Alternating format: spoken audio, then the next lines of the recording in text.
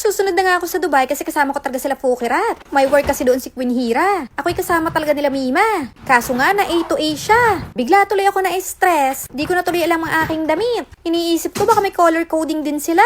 Pwede kayo mag-sandals doon, Mima? O kailangan nakasapatos talaga? Pero grabe naman ang nangyari kay Fukirat. Sakit kaya noon sa heart. Lalo na pag ikaw ay sobrang na-excite. Mas masakit pa nga sa na-upload sa Pinas. Hindi pa kasi 100% ang expectation. Unlike sa naandoon ka na mismo. Sabay pinauwi ka pa dito.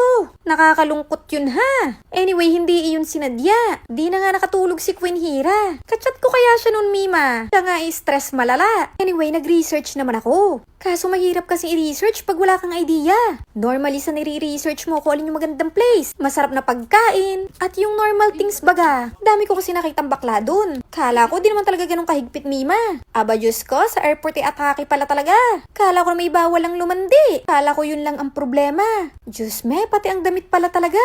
Kaya ito, kabadong-kabado ko, Mima. Anyway, tradition kasi yun nila. Pero ni isa wala man lang nakaalam sa amin. Wala nga kasi kaming idea. Kaya di namin maiisip i-search yun, Mima. At lagi nga din kami may nakikitang bakla. Pero grabe yung kay Fukirat. Abay 20 hours siyang bumiyahe